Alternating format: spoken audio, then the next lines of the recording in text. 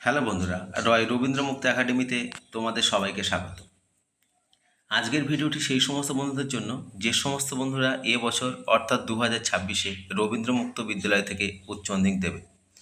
তোমাদের বাংলা বিষয়ের উপরে কিছু গুরুত্বপূর্ণ প্রশ্ন এখানে আলোচনা করা হচ্ছে, যেগুলো এবছর পরীক্ষায় আসা সম্ভব।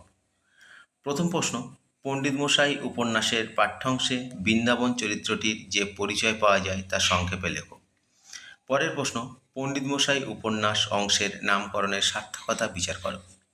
পরের প্রশ্ন, জয়কালী আর সর্বত্রই কঠিন স্বতন্ত্র, কেবল এই মন্দিরের সম্মুখে তিনি পরিপূর্ণভাবে আত্মসমর্পণ করেছিলেন। এই আলোকে জয়কালী চরিত্রের মূল্যায়ন করো।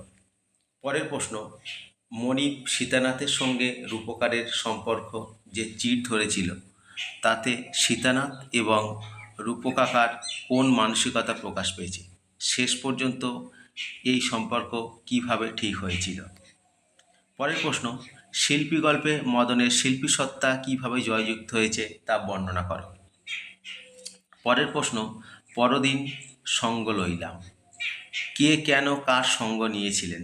এই সঙ্গ নেওয়ার সার্থকতা সংক্ষেপে লেখো। পরের প্রশ্ন, তুমি বসন্তের কোকিল, শীত বর্ষার কেহ নও, এই বক্তব্যের মধ্যে দিয়ে লেখক কোন বিষয় পরিস্ফুটিত করতে চেয়েছেন? পরের প্রশ্ন, বই কেনা প্রবন্ধের নামকরণের সার্থকতা বিচার করো। বন্ধুরা, আজকের ভিডিওটি এই পর্যন্ত। ভালো লাগলে অবশ্যই লাইক ও শেয়ার করবে, এবং যদি স্বল্প মূল্যে নোট ও সাজেশনের প্রয়োজন হয় তাহলে সরাসরি রয় রবীন্দ্রমুক্ত একাডেমির অফিসিয়াল নম্বর 9088283819 এই নাম্বারে যোগাযোগ করবে। নমস্কার।